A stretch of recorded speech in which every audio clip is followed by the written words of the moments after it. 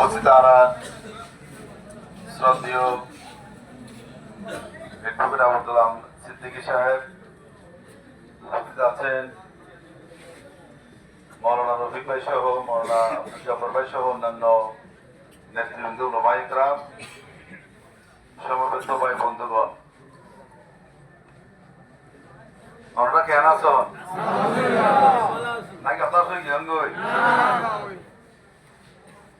আল্লাহর মুমিন যারা এখানে হতাশ পারে 12 তারিখের নির্বাচন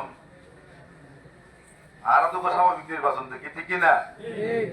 আর মনে করছি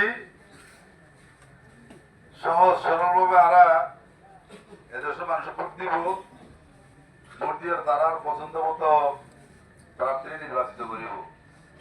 কিন্তু আসলে কি জানো নে প্রচুর পরিমাণ আরোটিয়া বিতরণ হয়ে ঠিক কিনা? শুধু আর নয়, আরো জানে হালটিয়া বিতরণ করিব। কিন্তু আর একটা আত্মবিশ্বাস আছে, ভোট করি হলেও ভোট শেষ করে না পারিব। এছাড়া প্রিজাইডিং অফিসার, পোলিং অফিসার, প্রশাসনের ম্যানেজ করি ভোটের রেজাল্ট পাল্টে দিয়ে ঠিক কিনা? যে আমার যথেষ্ট প্রমাণ আমার হাতে আছে।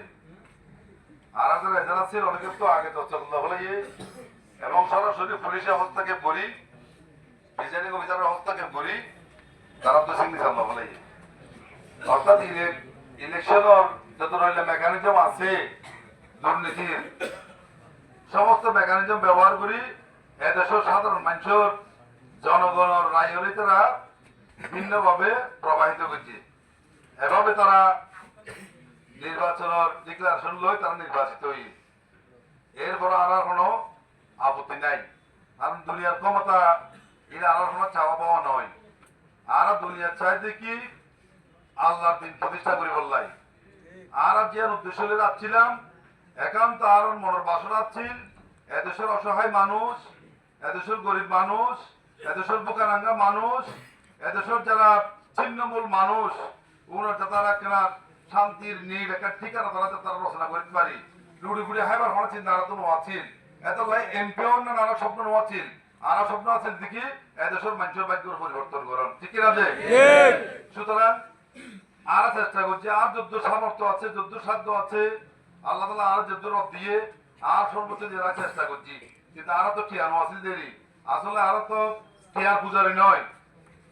আর মনে করি এদেশের মানুষ দীর্ঘ সময় অবহেলিত আছেন, অধিকার তো বঞ্চিত আছেন। আর এদেশের মানুষের অধিকার বলে আন্দোলন করছি, এদেশের বঞ্চিত মানুষের অধিকার প্রতিষ্ঠা বলি আর নির্বাচন অংশগ্রহণ করছিলাম।